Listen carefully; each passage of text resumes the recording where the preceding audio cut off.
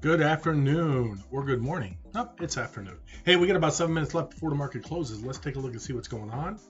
We've got the welcome back to the stream, and we'll be on. We're going to carry the Coinbase news conference, press conference, earnings release, and we should have those earnings after the close. Right now, we've got the Nasdaq up 116. I've got the S&P 500 up 57, and the volatility index is down to 22. And so the Dow Jones Industrial Average is currently up 501 points. Nice recovery for them, 1.5%. So 1.5% there on the Dow. We've got about 1% on the Nasdaq, and about 1.39% on the S&P. Some movers on the day: Tesla getting slammed after Elon Musk came out and ripped Bitcoin out from under the ability of people to buy Teslas with it. Whoops, sorry about that. So unfortunately, if you were looking to buy a Tesla and you were looking to pay directly with Bitcoin, you're going to have to convert it over first. So we got about 5 minutes before the market closes here. So we got Apple recovering nicely, up about 1.98%. We've got Coinbase getting killed, 22.38. Not the low of the day though. It hit 252.26 as a low. Down 8%. No reason, man. No reason for it to be down. It's not Bitcoin. It's not Ethereum. They're going to come out with earnings after the close, and they're going to absolutely rock their earnings. But who knows? It'll probably trade down because of that. GameStop up 1954. AMC, I sold out of that and made a few $100s on that. Had a couple hundred shares of that. So that went up quite nicely today. Palantir down. Rocket down. Exxon down, AMD down, Boeing up. They had a little bit of news today. It looks like they're beginning the repairs on the 737 MAX planes. Expect a quick return. UAL and two other carriers on Thursday. They will quickly repair more than 60 737 MAXs grounded early last month over an electrical problem that could have interfered with some critical systems. So that is not good. About a quarter of the fleet, after it had some electrical issues that they had to get straightened out. So they got those straightened out, and we're good to go there. Okay, so that's it on Boeing. You've also got Chevron down 67 cents, Ford up 22 cents. Hey, there's some news out on Ford. We talked about this earlier. They're going to have the all-electric F-150 is going to be revealed next Wednesday. Is that the 18th? 5 days? Or Tuesday, I think Biden's going to go see him, and it's being unveiled on Wednesday. So they'll probably unveil it on Tuesday. So Biden's going to be at the electric Ford plant up in Michigan next week. Keep in mind that the Mustang Mach-E is actually built down in Mexico, down in Mexico. Google up $27, nice recovery for them as well. Intel up a little bit, 40 cents. Microsoft up $4.37, almost 2% up on them. Nvidia, all the chip makers are down. We'll go into, where's he at here? Get rid of that there. And let's go to the heat map. As you can see, other than Tesla and energy, pretty much everything, Nvidia, AMD, and Xilinx, they're going to trade similarly, but Nvidia down, chip makers down a little bit. Other than that, everything else is up, which is good. Good stuff. What is that doing in there? Okay. All right, so let's take a look at some other things here. So back to, I do want to take a look. I want to get this screen back over here.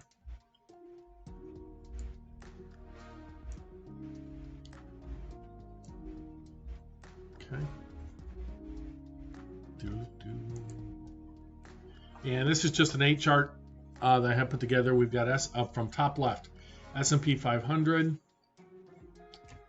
We have the Nasdaq, Tesla, Coinbase. Nice recovery by Coinbase here off the bottom in anticipation of earnings. That still has me worried. Volatility index, the S&P, the VIX. Then we have Ethereum, Bitcoin, and ExxonMobil. So those are the ones that I have as far as the 8 different charts that we have going on here. Charlie, good afternoon over there. I made a move, converted some BTC to ETH.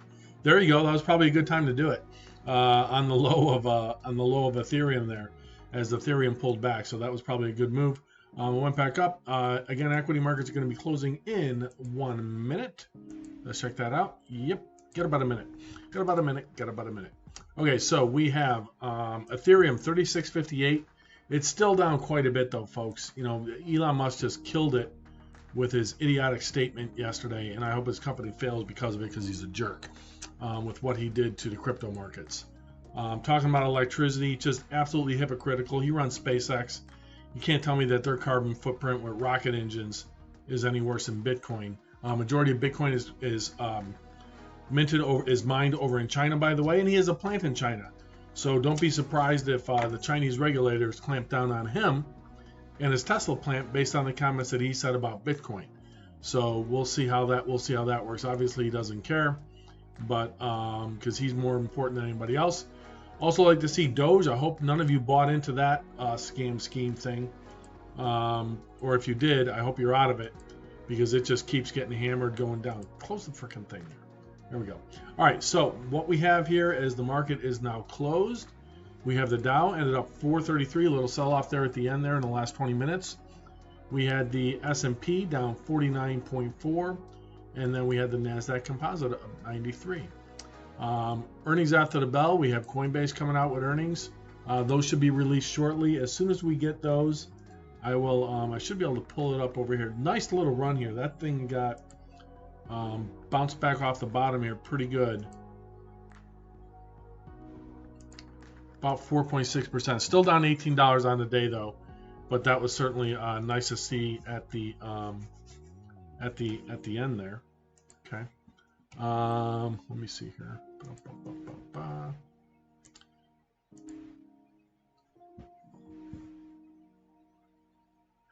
Coinbase releases first quarter shareholder letter. What'd that say? That was literally just came out. Company will hold a question and answer session. All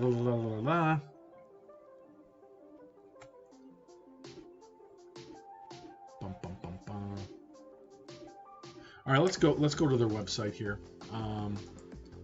Let's see what they released here.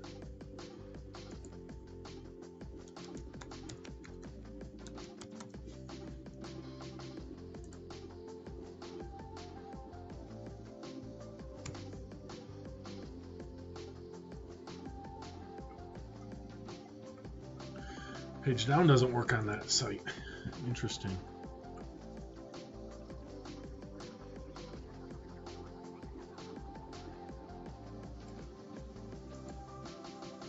Okay, again, the earnings call is going to be at 2 o'clock Pacific, so about an hour from now. We're going to carry that and see what they say. All right, remote first company, Coinbase Global announced today the release of its first quarter 2021 shareholder letter. The letter, including the company's financial results, can be found on the investor relations website at. Okay. We just did that.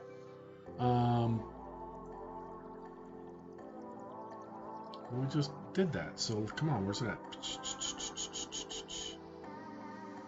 Oh, you gotta be kidding me.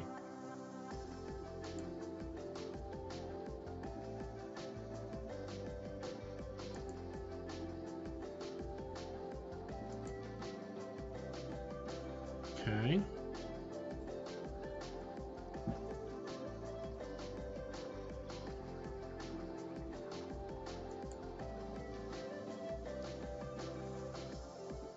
Okay, still waiting. Here it is. Boom. All right. Here we go. Verified users, quarter 1 2020, 56 million users. 6.1, wow. Monthly transacting users. There's a growth there. Trading volume, look at that in billions. Quarter 4, 89. This quarter, 335. That is a huge win. That is a huge win. Net revenue, look at that revenue. It tripled. Total revenue tripled. Net income tripled. Freaking 5 times. Holy crap. Look at this. Assets on the platform, they grew to $101 billion from 45 in the first quarter. Institutional grew from 45 billion to 122 billion. What they come in at per share here? Interest income, operating expenses, full-time employees. They grew their employees by about 500. Fully diluted share count. One ended 1.98 billion in cash. Of course, they got listed. What's it doing to the stock? It should be explain this. They just fucking blew out the quarter and the goddamn thing's selling off.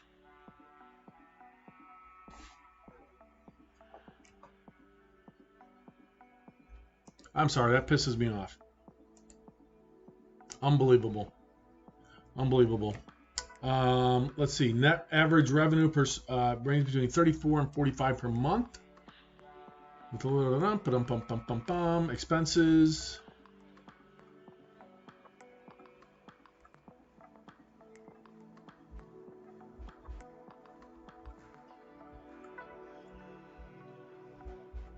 Okay, revenue. Look at that.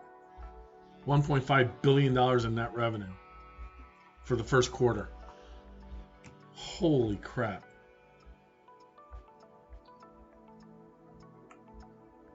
And people are going to try and drive the price down because Wall Street doesn't fucking like Coinbase and crypto. And they just blew out the quarter. Absolutely destroyed the quarter with earnings. Estimate was going to be 305. Whoops, wrong one.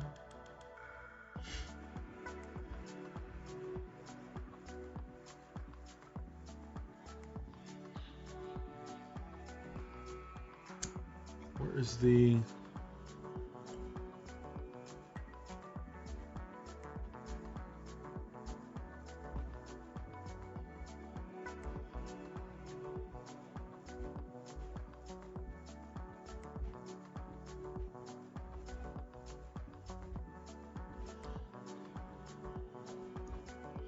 Looks like they came in at 380, diluted 305, which I think is what they were forecasting was 305. Yeah, the estimate was 305.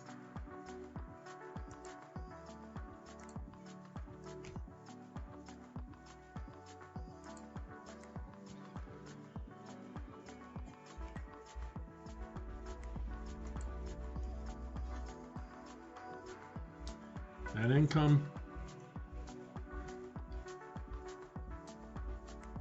Look at that revenue, man. Wow.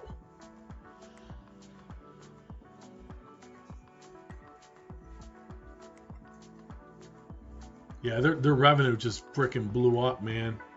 Holy cow.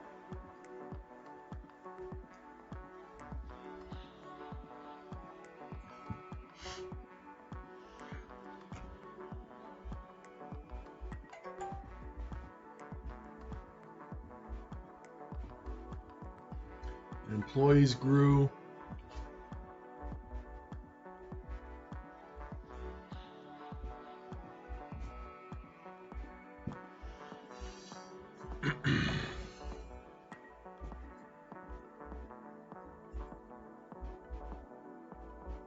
Let's go running through some of this other stuff here.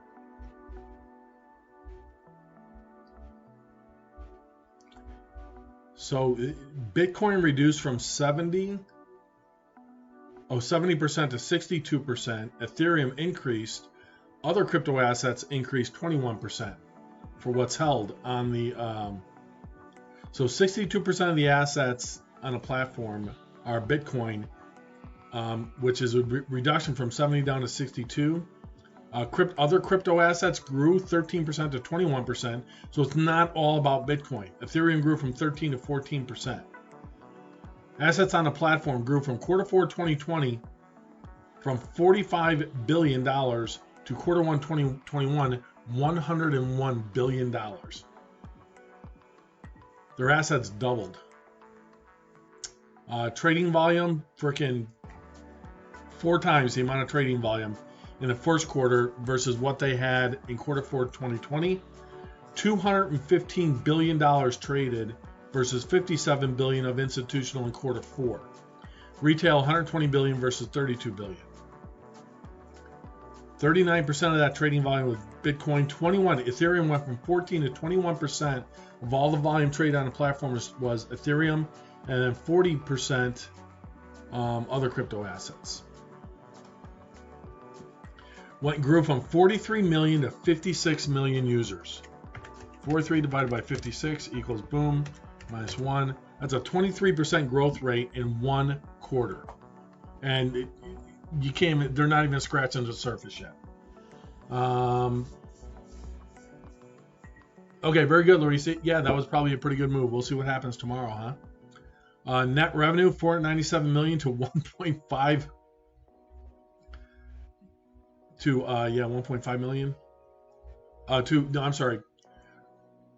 497 million to 1 trillion or billion. $1.5 billion in net revenue. Total revenue 1.8 billion. Net income adjusted from $288 million to $1.1 billion in adjusted EBITDA for the quarter. Unbelievable.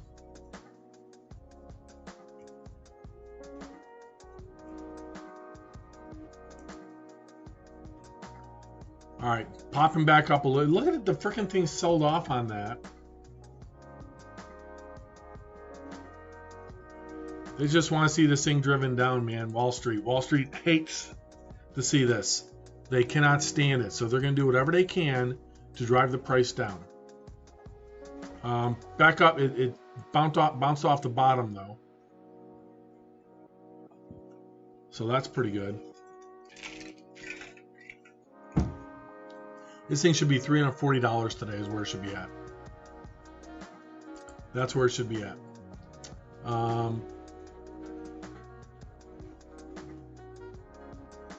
We talked about this. We talked about the volume.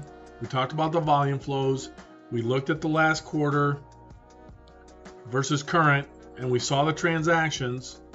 We saw the transactions increasing on Ethereum as well from January and February, and then also in April and May. And it doesn't matter if the market, if Bitcoin or Ethereum go up or down, they still make money.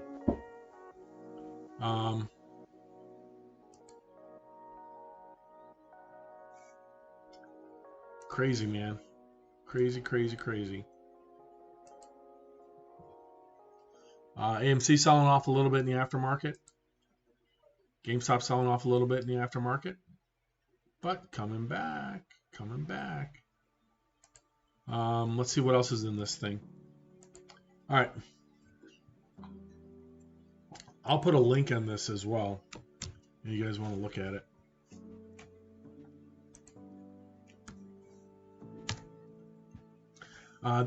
That is their 8K, which is their earnings release. So that's the link that'll take you to the same document that I'm going over right now. Strong quarter 1 2021 results reflect the strength of the crypto price cycle we entered in quarter 4. Saw many crypto assets reach all-time high prices, high levels of volatility, and increased interest across the entire crypto economy. Crypto market cap reached nearly $2 trillion at the end of Q1 2021, compared to $782 billion at the end of quarter 4.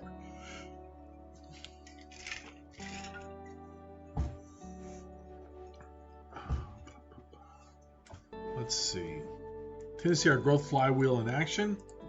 First, more participants than ever entered the crypto economy in quarter 1. Remember, they have 56 million verified users, including now more than 8,000 institutions and 134,000 ecosystem partners on the platform. Retail MTUs grew to 6.1 million, more than doubled compared to quarter 4. They added 7 new assets to trade and 13 new assets to hold. Let's see. They acquired Bison Trails, whoever that is, now part of our Coinbase Cloud offering. Our competitors are supporting certain crypto assets that are experiencing large trading volume and growth in market cap that we do not currently support, like Doge, as well as offering new products and services that we do not offer, like futures. We welcome these challenges as they indicate that the market we serve is growing rapidly, but we also have to continue to move quickly to address them, and that inspires us towards action and growth. So they grew from 23%, 43 to 56 million verified users, which means not just people opening up an account, but the fact that these same folks turned around and verified. When I first started investing, I thought I was investing in companies, not in the bullshit what happens in the markets. Yep, Kowalski, I hear you, man. Right there with you. And it is some bullshit.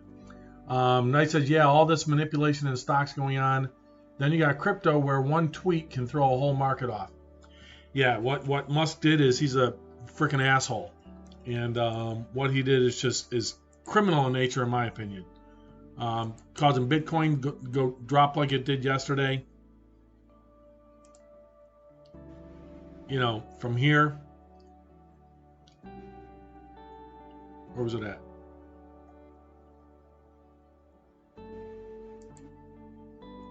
Right here.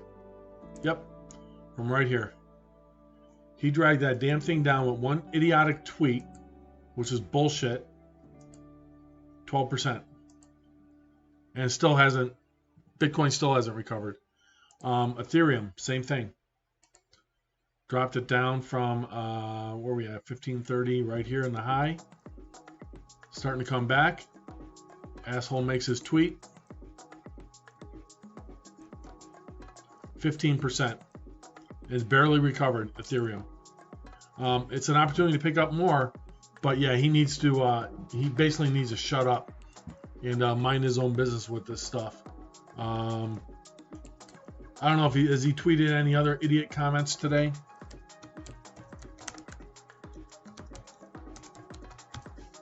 He can go pound sand, man. He can go pound sand.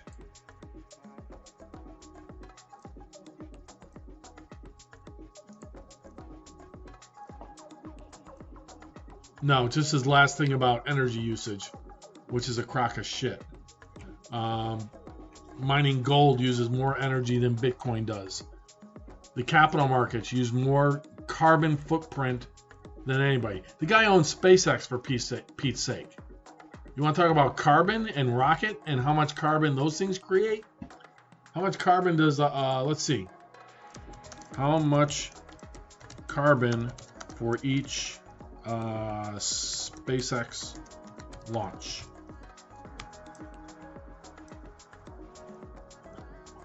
Burns 29,600 gallons. Each launch, okay, let's see.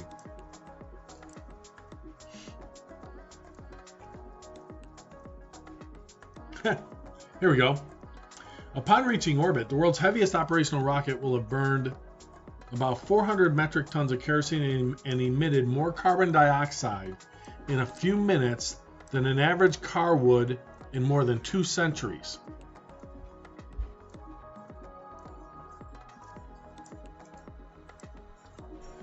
We estimated his annual footprint is 7,493 metric tons of carbon, mostly from a lot of flying. Okay. Do SpaceX rockets pollute?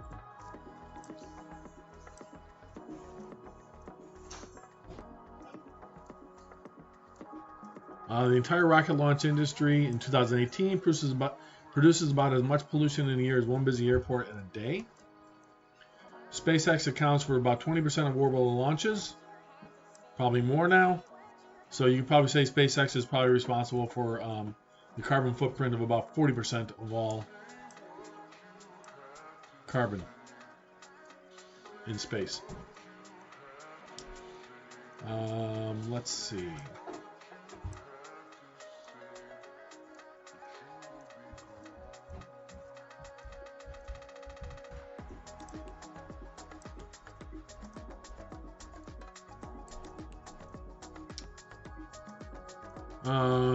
Okay, rocket propellant, light space have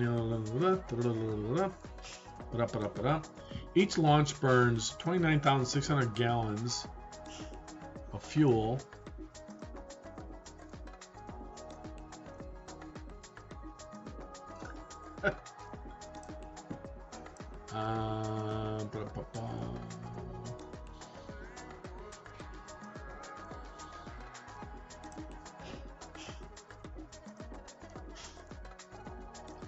So it looks like it's equal to, like, they're saying one flight to the, what the hell is it? No, I'm leaving that there.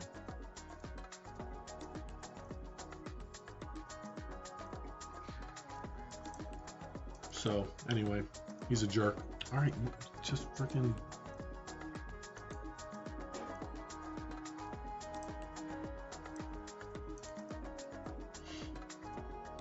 So luckily he didn't say anything today, I guess. All right, what's it doing? 265. So it's down another $11 in the post market.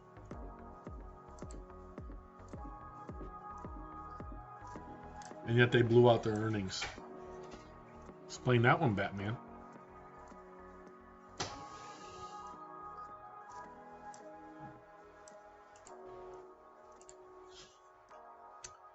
Let's see here.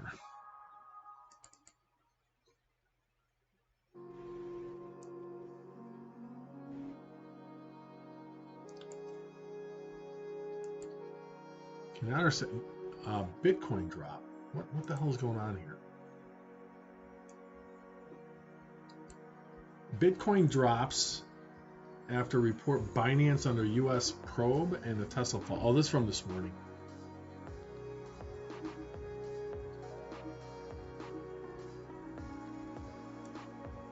U.S. probe into Binance. Why? U.S. probe Binance.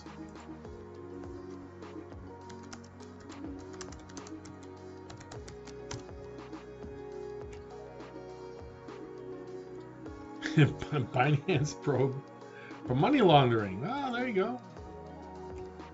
Okay, Binance Holdings Limited is under investigation by the Justice Department and the IRS and snaring the world's biggest cryptocurrency exchange in U.S. efforts to root out illicit activity that's thrived in the red hot but mostly unregulated market. The largest market for illicit activity is the United States dollar. Just, you know, as we're throwing out facts here. Officials who probe money laundering and tax offenses have sought information from individuals with insight into Binance's business, according to people with knowledge of the matter who asked not to be named because the probe is confidential. Led by Changpeng Zhao, a charismatic tech executive who relishes promoting tokens on Twitter, Binance has leapfrogged rivals since he co-founded it in 2017. The firm, like the industry it operates in, has succeeded largely outside the scope of government oversight. Binance is incorporated in the Cayman Islands and has an office in Singapore, but says it lacks a single corporate headquarters. There you go. Chainalysis, a blockchain forensics firm, whose clients include U.S. federal agencies, concluded last year that among transactions that it examined, more funds tied to criminal activity flowed through Binance than any other crypto exchange. Okay, but what is the total amount of funds that flow through the United States dollar in illicit activity? We take our legal obligations very seriously and engage with regulators and law enforcement in a collaborative fashion. Binance spokeswoman Jessica Jung said in an email statement. Let's see. This is a money grab by the Justice Department. They're going to find them. They're going to find them. And U.S. officials have expressed concerns that cryptocurrencies are being used to conceal illegal transactions, including theft and drug deals. Oh, I'm sorry. I thought this country didn't care about drugs anymore because of all the U.S. cash and the United States dollar that flows through drugs. Screw you. Such worries have been a hindrance to the industry going mainstream, even as Wall Street increasingly embraces Bitcoin and other tokens amid a global investing frenzy. Colonial Pipeline, too bad, who cares about that? Bitcoin losses accelerated Thursday after Bloomberg reported the investigation into Binance. While the Justice Department and the IRS probe potential criminal violations, the specifics of what the agencies are examining couldn't be determining because it's a fishing expedition and they're going to go grab every single record they can and then they're going to find the crime. That's what they do. It's just like search warrants. They'll show up with a search warrant. Yeah, you threw a cigarette on the sidewalk, so we're going to search your house. Oh, what's this over here? Well, yeah, but that has nothing to do with the cigarette. Sorry, we discovered it in the purpose of the search warrant. You're going to jail. Whatever. Let's see here. has also, the Commodities Futures Trading Commission is also, again, Wall Street doesn't like, the United States is a corporation. Each state is a corporation. The city you freaking live in is a corporation. This is other corporations trying to break down another corporation from making money because it goes into their backyard. As also said, Binance closely follows U.S. rules, blocks Americans from its website, which it does, and uses advanced technology to analyze transactions for signs of money laundering and other illicit activity. Last year, the firm warned that U.S. residents would have their accounts frozen if they were found to be trading, but they have a U.S. version of Binance, by the way. Let's see. The firm tracked Bitcoin worth $2.8 billion that it suspects crooks moved on the trading platforms in 2019. The analysis determined that roughly 27% wound up on Binance. Okay. What is the, let's see, U.S. drugs, illicit drugs in dollars each year. Okay, let's put this into perspective. Let's see here.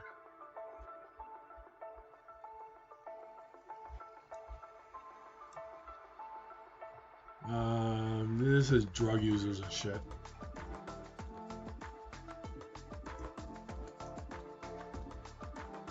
All right, in 2016, this says 150 billion. Okay. Again, that's an old one. Let's find something in the last month.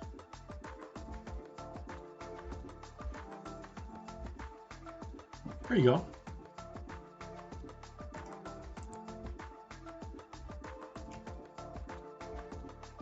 Let's see here. I think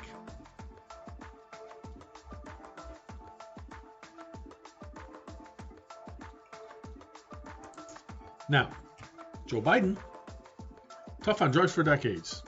Now he wants to fight money laundering. Decades ago, blah, blah, blah, blah, blah, blah, blah, blah, blah, blah, blah, blah.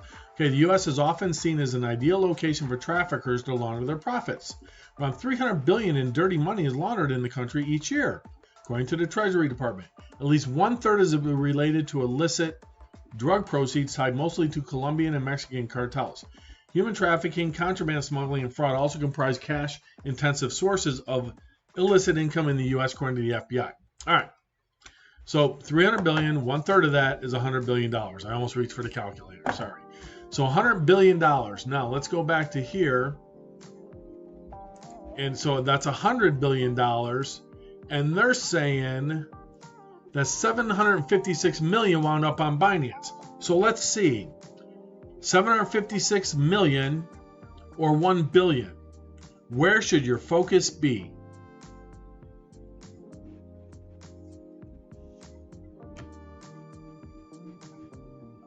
That's what I say. Leave Binance alone and go clean up your own house. Build a stupid wall and stop the drugs from coming in. Get more people at the ports to stop drugs being smuggled in. Come up with technology that's going to discover whether there's drugs inside of a container. So this is all just crap. Doesn't have anything to do with Binance or with Coinbase, but they'll report those stories to try and drive it down anyway. And yeah, down 256, down another $9. It was down as low as 252, so still $4 higher in the post market than it was off the low. But you still have Bitcoin coming down, Ethereum coming down, Doge. I hope that piece of shit goes down to zero. Never bought any, never will. SHIB. That's another Doge killer, another bullshit scam coin. Now down to 19 cents. People bought Dogecoin all the way up at 73 cents. 73 cents? What did it get up to? 73,995. some poor sucker up here is down 47% on Doge, or on Doge. Crazy, man, crazy.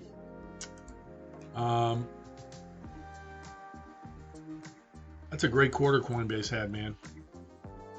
That is, any other company would have been, they don't even report it on their news wires. Publicly traded stock, and all they did, even on my brokerage firm, all they did was link the 8K. No other news on that. Let's see if the wires picked up anything.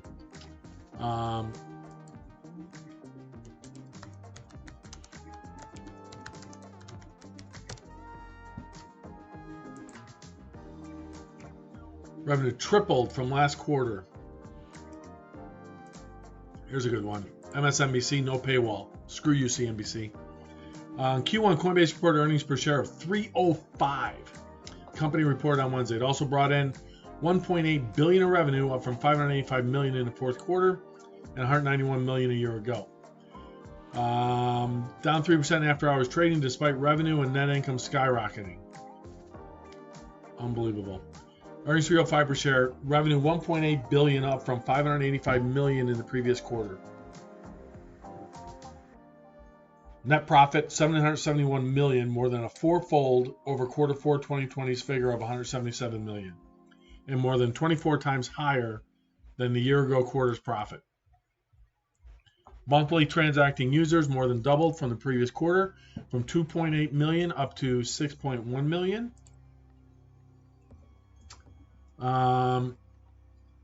What did he tweet it? I was preparing for exams yesterday. He didn't want to check stock market at all. Well, so Kowalski, what he did is, Knight put it in the chat there.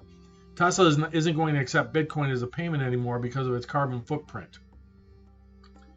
So never mind SpaceX, never mind all the carbon that's used to produce Teslas, never mind the fact that here's where he screwed himself. Bitcoin is predominantly mined in China. And guess who has a factory over there? Tesla. So he's going to end up screwing himself, because you can bet your bottom dollar that the Chinese plant worker in the Tesla factory, as they're slapping that panel in, instead of slapping that panel in like this, they're going to slap that panel in like this, because they're ticked off because he just ripped Bitcoin. I wouldn't be surprised if the regulators discover something about Tesla and their factory over there within the next month or so. All right, Coinbase's fate is tethered to the performance of digital assets like Bitcoin. No, it's not. It's tethered to transactions. It's just like, you can't tell me and sit there and look at the heat map and say it's okay for JP Morgan and Citigroup and Bank of America and Charles Schwab and everybody else to go up, Morgan Stanley, Schwab, Goldman, on their transactions, and then saying that, well, Morgan Stanley and Schwab, the only thing that determines their success is the price of IBM. Has nothing to do with the company. You see the disconnect here? So the comments that they make compared to like a Schwab or Morgan Stanley that are tied to transactions and transaction fees, just like Coinbase is, okay? And then turn around and say that their fate is tethered to the performance of digital assets. That's incorrect. 94% of the company's net revenue in the first quarter came from transaction fees from trading. Hello? As more people get into this, they're going to want to trade it. Like stocks. Okay? And Ether prices tripled. So, in its release, Coinbase did not offer detailed revenue nor earnings guidance for either Q2 or the full year. We'll see what they have on the conference call. Warning that, as we have previously discussed, it is important for investors to remember that our business is inherently unpredictable. Warning? I don't know if that's a warning. However, it offered guidance of between 5.5 million and 9.0 million monthly transacting users for the full year, depending on crypto prices, then predicted that annual average net revenue would exceed the historic mark of $35 to $45 as average for the last 2 years. That's per user, I think. It's fallen about 30% since going public, while the NASDAQ is up 2.5% over that time.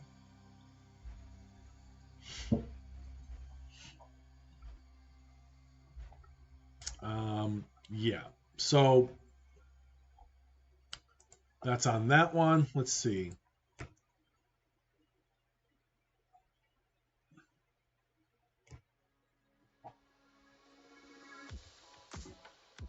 So they're not going to care about how much money they made. All they're going to care about is this is how you divert attention. It's not about what you did last quarter and the fact that your transactions went through the moon, your revenue went through the moon, and you went from 81 cents to 305. So their guidance was good because the consensus estimate was 305. They came in at that. And then they turn around and say this kind of stuff.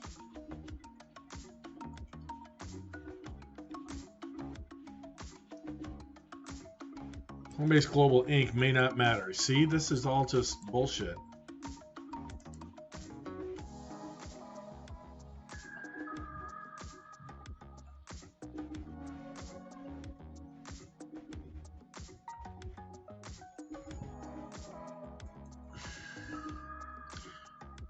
If the company meets or exceeds its projections, which it did, the market may turn optimistic on this fiat crypto hybrid.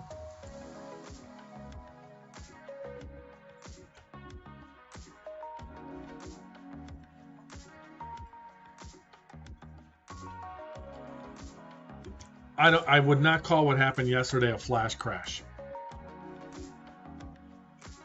What happened yesterday is that asshole Elon Musk opened his mouth.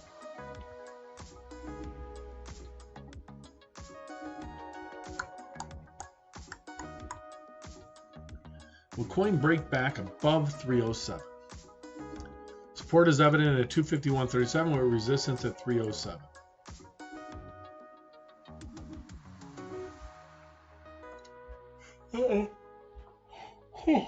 A break of 307 to the upside should see confirmation from one of the indicators, MACD or DMI, preferably both. Breaking coin looks to 354 as the next target of resistance. All right, let's look at that. All right, so let's take the fib. Let's go back out to a daily chart here.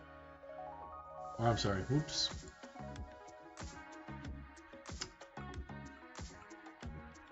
Let's get rid of the external, the aftermarket, pre-market. Let's bring it down to 30 minutes.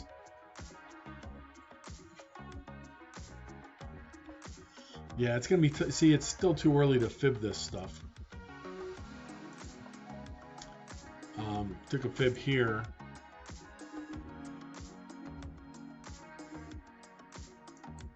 Down to here. And you know, he's calling this a resistance at 307 only because of the top wick from yesterday. Okay. So top wick yesterday was 307. Before that, 304. Before that, 306 back in 27th of April. And before that, the week or 26th at 306. So you do have some levels there at 306. The pivot point is about 289. And again, this sell-off here should not have occurred. And that was from yesterday morning. Nice trajectory, run up towards earnings. Should have continued on. Maybe forming resistance and consolidating in this range right here. That's what should have happened. So unfortunately, I think they're trying to drive it down. Is the only thing that I can, the only thing I can think of for why that's happening. They beat the crap out of revenue, man. Killed it on revenue. Absolutely killed it. And even my brokerage firm doesn't even. They don't even list the results. Don't even list the results. All they do Oh, here you go. Go look at it yourself. We're not going to report that it's X amount of revenue or anything else like you do with every other company that reports earnings. Let's go. You know, if I typed in Yeti, small cup company, right?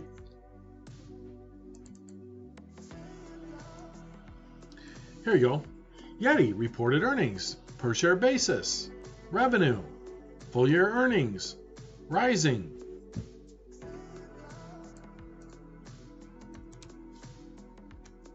Oops. What is Yeti known as? Oh, I had it on crypto. You know, they get nice earnings reports from Schwab.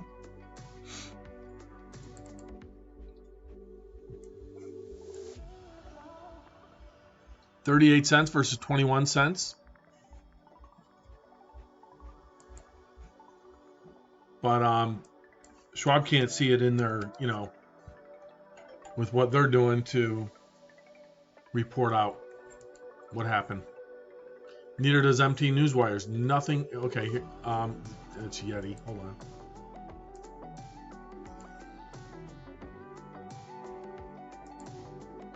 Nothing.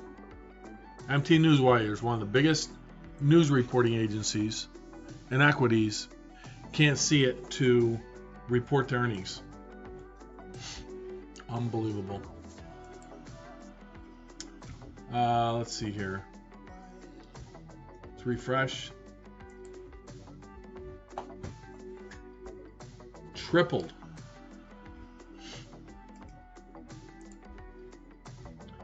One story. CNBC is apparently the only ones. 1.8 billion in revenue, up from 585 million in the fourth quarter, and 191 million a year ago. So a year ago they did 191 million. This year they did 1.8 billion. Unbelievable. Look at this.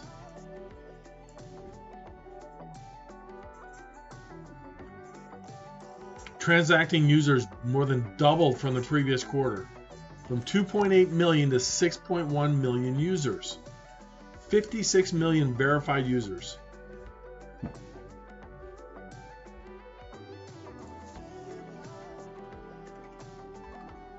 So CNBC, the company's main focus in the first quarter was reliability. We are dealing with unprecedented growth in demand, and our focus was making sure that our exchange stayed up. They're going to talk about Q2. They're going to talk because we're already well into Q2 here, with April and half of May already done. All you have left is the back end of May and plus June for a second quarter. So they should have a good idea of what this quarter is looking like. And I'm telling you, all you have to do is look at the volumes and look at BTC and go out to a daily chart, and end of March, so from here on, right, what do our volumes look like? Pretty good. Maybe not quite as many as the first quarter, as January, but right up there. Ethereum. Oh, I'm sorry. Let me get that in Coinbase.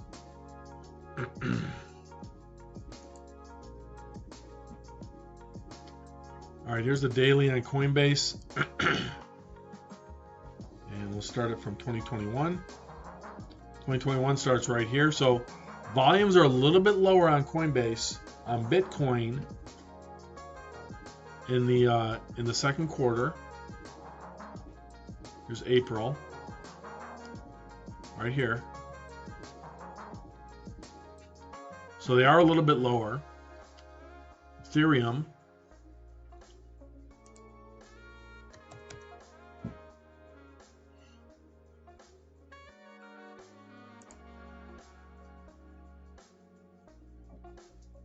Same chart, but look at the volume increase. Take a look at April. Okay, look at this. Here's the line. Okay, that's the 1st of April. Look at the volume has increased on Ethereum. So even though it's reduced a little bit on Bitcoin, it's increased on Ethereum as more people get into it. As NFTs run on the Ethereum blockchain, more people are transacting in Ethereum. It's had tremendous growth opportunities since then, and it just continues to go. And I personally like Ethereum over Bitcoin anyway.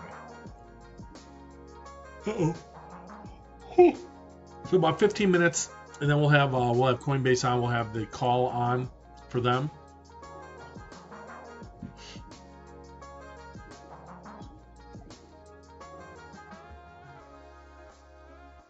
A 1 minute chart here.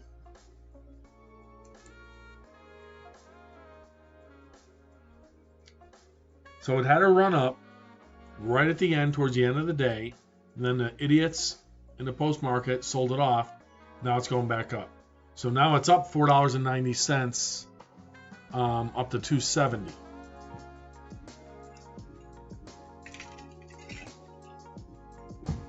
I don't know if people are going to plow into that or not.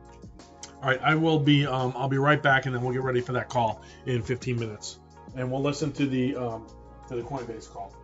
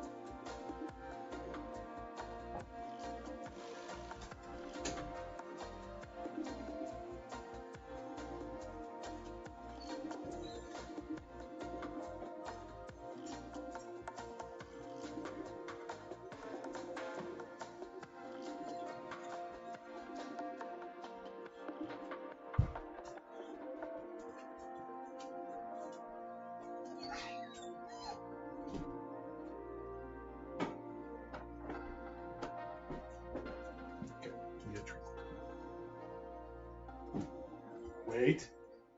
Good girl. All right, we're back.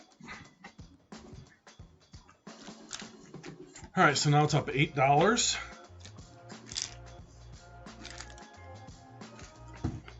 This is really good volume.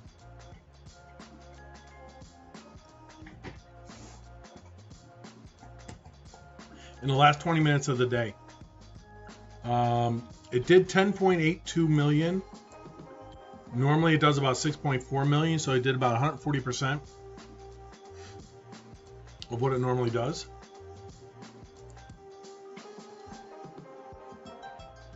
My alarm to remind me of my conference call. So that's why I had that set up for. Let's see here.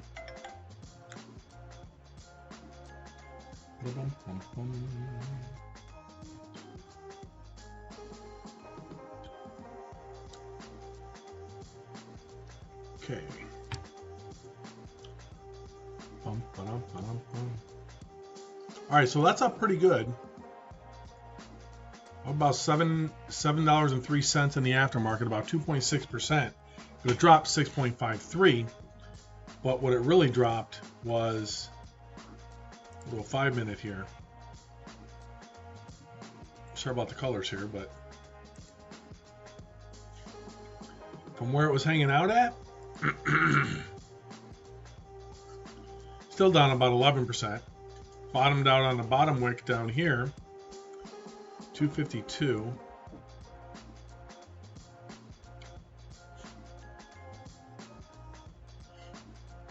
%.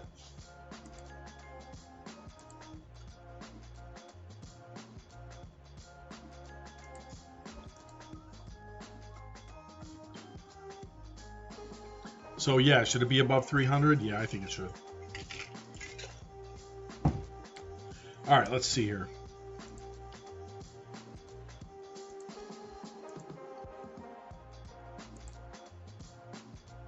Refresh.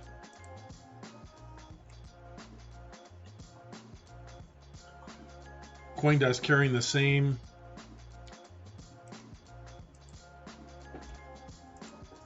regurgitating the same stuff.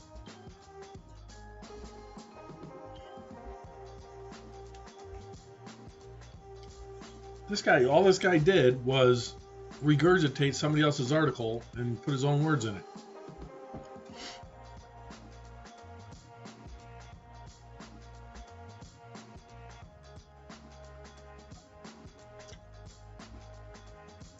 Let's try CoinDesk.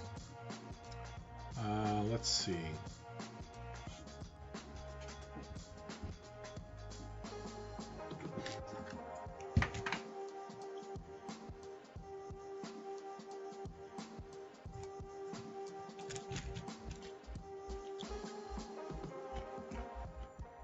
Okay.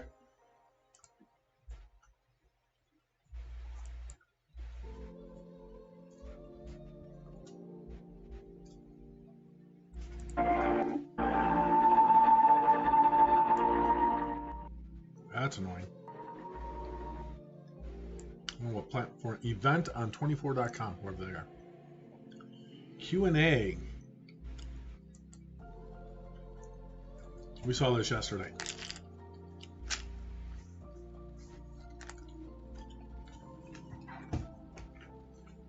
I don't think they're going to be able to trade. I don't think they're going to trade Doge or allow Doge to go on the platform. It could surprise me, but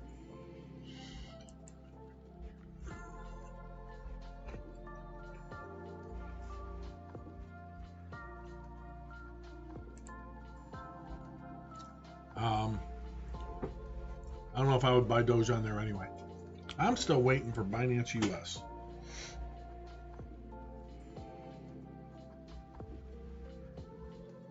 Still says pending. All right, let's see. What'll be interesting? You know, it might be interesting to watch Bitcoin. Let's do that. We'll do.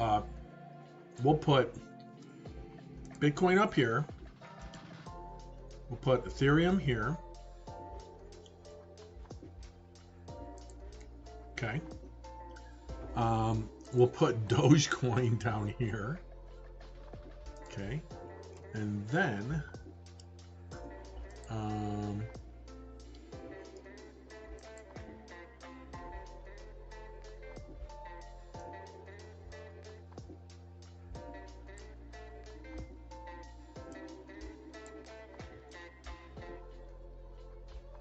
my idea for the call.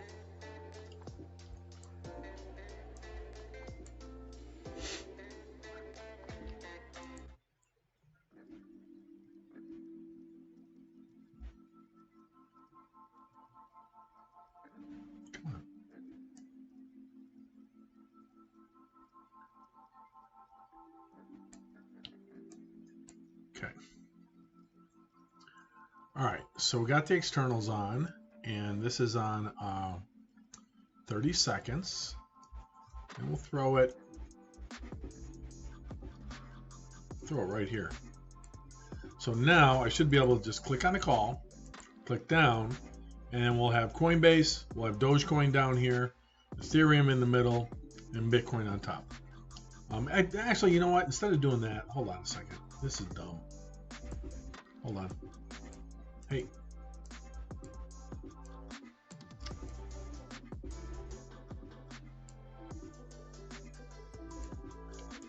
Let's just do it this way.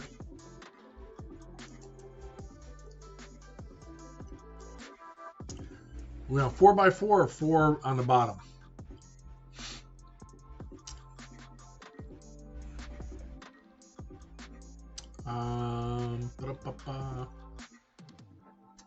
Do it this way. And then hide this. Bitcoin, Ethereum. We'll put Coinbase up here. There we go. We can do this. So when the call starts, we'll just watch. Watch what happens. What about SafeMoon? You remember that day night when we dug into that thing? Freaking scam coin. Scam coin is like SHIB. S-H-I-B. SHIB.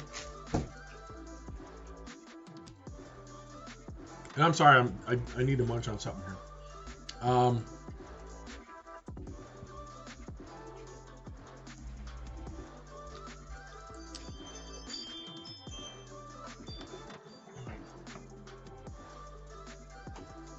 Be right back. Hold on.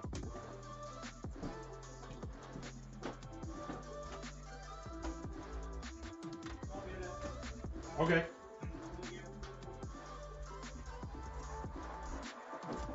Someone was at the front door. Okay. SHIB is a scam coin. It's another one that ran all the way up to here 2 days ago. And in 2 days, you're down 48%. There you go. Vitalik Buterin, so SHIB, the schemers that put this coin out said, hey, we're going to send half of it to Vitalik Buterin, because which is the same as burning the coin, to try and lend legitimacy to it. And what Vitalik did was he turned around and took, there's even no news on it. But what he did was he took every one of those tokens and donated it to India. He dumped all his Doge stuff. He dumped all of his unsolicited Doge clones, and he basically donated them to India COVID relief, which I thought was great. I thought that was fantastic. So there you go. All right. Any last tweets for the idiot? Yeah, he just qualifies as idiot now, Elon Musk.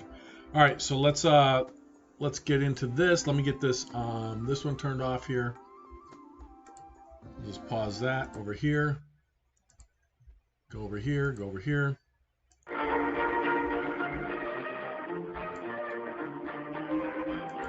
Powered by Q4. That's not really good. Going with a company that's called Q4 and you're talking about the first quarter, people are going to think, well, is this the fourth quarter we're talking about? What about SafeMoon? Yeah, glad we didn't dive in any further. Yeah, you know what turned me off of SafeMoon was, I'll tell you what it was. Let's see, Coin Market. Let me find it. I know where it's at. Let's see here. Search.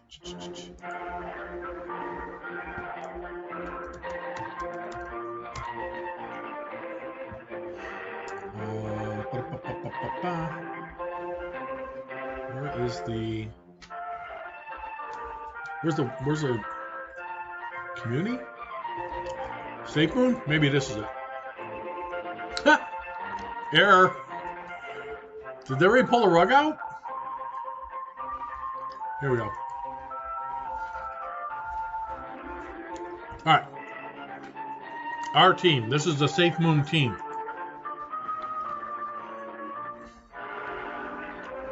Would you buy anything from this guy, or this guy, or this guy, or this guy, or this guy, or this guy?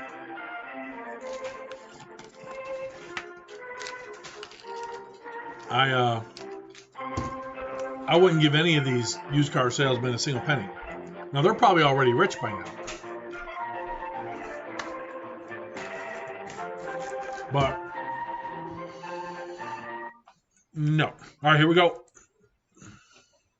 Good afternoon. My name is Erica, and I will be your conference operator today. At this time, I would like to welcome everyone to the Coinbase First Quarter 2021 earnings call. Volume okay? All lines have been placed on mute to prevent any background noise.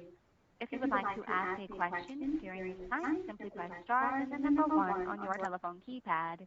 If you would like to withdraw your question, press the pound key. Thank you. Anil Gupta, Vice President, Investor Relations, you may begin your conference. Thank you. Good afternoon, and welcome to the Coinbase First Quarter 2021 earnings call. Joining me on today's call are Brian Armstrong, co-founder and CEO, and Alicia Haas, CFO. I hope you've all had the opportunity to read our shareholder letter, which was published on our investor relations website earlier today. Before we get started, I'd like to remind you that during today's call, we may make forward-looking statements. Actual results may vary materially from today's statements. Information concerning risks, uncertainties, and other factors that could cause results to differ from these forward-looking statements is included in our SEC filings and shareholder letter available on our IR website at investor.coinbase.com. Our discussion today will include references to adjusted EBITDA, a non-GAAP financial measure. We believe that certain non-GAAP measures of financial results provide useful information to management and investors regarding trends relating to our financial condition and results of operations. Non-GAAP financial measures should be considered in addition to, not as a substitute for or in isolation from, GAAP measures. You can find additional disclosures regarding adjusted EBITDA, including a reconciliation to net income, the comparable GAAP measure, in our shareholder letter and current report on Form 8-K, which are posted on our IR website. Last week, we announced that we will use Say Technologies to enable all Coinbase shareholders the opportunity to submit and upvote questions for our management team. Thank you to everyone who participated in this process. We will start today's call by answering some of the most upvoted questions. We will also take live questions from Wall Street analysts, many of whom have done significant amounts of work to understand our business, which we are very appreciative of. So with that, let's dive into the first question. Jordy Y asks, when will users be able to trade Doge? All right, I'll take that one.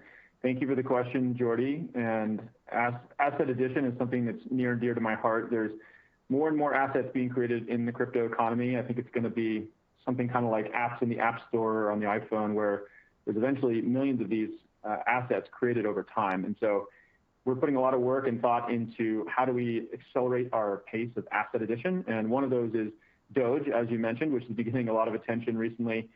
So to answer your question directly, we plan to list Doge in the next 6 to 8 weeks. And then more broadly, we're going to be focused on how we can accelerate asset addition in the future. Our next question comes from Garrett H., who asks, as volatility increases with the crypto market, can we expect to see a continuous profit and revenue growth as with the most recent quarter?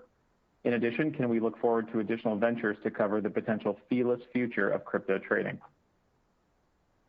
Thanks, Anil. I'll take this one. Garrett, thanks. This is a great question, and there's a lot to unpack here. I want to start by saying that we do not believe in a fee-less future of crypto trading, at least in the near term. That said, we are definitely focused on building new products and services and to diversify our revenue streams. Many of these new revenue streams are reported as subscription and services revenue, which generated $56 million of revenue in the first quarter. Our goal is to become the primary financial account of the crypto economy for our users. And to achieve that goal, we're focused on introducing our customers to new products, services, adding new assets, as Brian just mentioned. And over time, we believe all of this will drive diversification of our revenue. But going back to the first part of your question as to whether we can expect to see continuous profit and revenue growth when volatility increases. I think it's really important to understand crypto volatility and crypto asset prices can and have fluctuated meaningfully quarter to quarter. And historically, when we're in periods where we see a high Bitcoin price and higher crypto asset price volatility, those two factors have driven to higher trading volume and therefore higher transaction fee revenue periods for Coinbase. However, those are not assured. We could see periods of increase, stability, or decrease. In our shareholder letter, we included an outlook for Q2 along with full year 2021 outlook. Quarter to date for the second quarter, we have seen a continuance of the strong crypto price cycle with high levels of volatility, both in retail and institutional. We expect our trading volume to meet or exceed the Q1 levels if our performance continues at the current pace. And we have seen growth in MTUs since the end of Q1, driven by the continued strength in the crypto market. So just to remember, to close, I think it's important to remind you all that our revenue and growth can be volatile, and we could see periods of growth, we can see periods of stability, and we could see a decline in our revenue. Our next question comes from Alan L., who asks, as crypto becomes more mainstream, how does Coinbase view competition with decentralized exchanges? Yeah, so I'll take that one. So we are very excited about decentralized exchanges. I think this is a really important innovation in the crypto economy, and it's a great example of the kinds of services out there that our customers want to use, even if it happens to be somewhat competitive with one of the products that Coinbase offers, which is a centralized exchange. So I think in the future, there's going to be centralized exchanges and also decentralized exchanges. We need to make the full breadth of those products available to our customers. I'm not a fan of trying to force people to use something just because it happens to be our product. We need to give our customers access to everything they want to use in the crypto economy. And they can do that today through our self-custody wallet, Coinbase Wallet. They can access decentralized exchanges directly through that product. We also have something called a smart order router that our institutional customers use, which can basically route orders to whatever exchange has best pricing. And so in the future, you may see us integrate that into our retail product as well, where every order that comes through, it can be routed behind the scenes. The customer doesn't even really need to know. Is it going to a centralized exchange, a decentralized exchange, something run by Coinbase, something out there in the world? As long as they're getting the best pricing, they probably don't really care. And that's a feature that we hope to offer in the future. So we had several other top questions that had similar themes, so we'll combine them here. One from Shunri G, one from Lee L, John B, and Tim G. They asked about longer-term product strategy, our a potential new DeFi service offering, an update on staking, and thoughts on introducing an NFT marketplace. Yeah, so again, I'm happy to jump in here. So there's a ton of innovation happening in the crypto economy. This is great. So we heard a lot of examples here with DeFi and NFTs. There's a lot of third-party applications. Some people call them dApps or decentralized apps. DeFi is another name for that. And kind of like I said in the previous answer, we want to make all of these things available to our customers and just make them easy to use and trusted. And so, we're going to do that in a number of different ways. Again, Coinbase Wallet is an example, our self-custody app where people are already using a number of these things. And we hope to integrate that kind of functionality further into the main Coinbase app as well. In a perfect world, people will be able to just tap and open one of these third-party applications, and it'll already have their wallet connected because, of course, our strategy is to be that primary financial account in the crypto economy. And in the future, maybe even their identity and everything is already connected when they just open one of these third-party applications. So I think that's going to be a really important part of how the crypto economy grows. In terms of staking, since there was a question about that as well, This has been going really well. We actually crossed a million customers using our staking products in Q1, and it's become a nice source of revenue for us. Our next question comes from Yashasvi A, who asks, what is Coinbase's strategy to deal with other exchanges with cheaper fees? Apart from pricing, what other levers can you pull to attract more customers? Why don't I take this one? So just to be clear, our biggest focus right now is to keep up with the current demand. We are not focused on competing with fees. We're not trying to even win on fees. We're trying to win on being the most trusted, easiest to use, on providing all the assets that our customers want to transact with, on being able to provide a yield on crypto assets, the opportunity to engage in DeFi, as Brian just talked about. Our customers choose us because they trust us to keep their assets safe. We provide an easy-to-use platform and a growing number of ways to transact and use crypto assets. Our institutions are choosing us for our secure storage as well, offered by our custody solution, the deep liquidity we offer on our exchange, and our best trading execution, where we are able to route orders across more than 10 liquidity venues, including other exchanges, to find the best price to execute client orders. On the retail side, we're bundling custody and storage services into our trading fee, and our customers really see value in the fees that we provide based on the services. Crypto is so dynamic, and it is expanding and evolving every single week, which is to say, this is not a commodity service. And therefore, fees are not the sole basis that customers select who they engage with.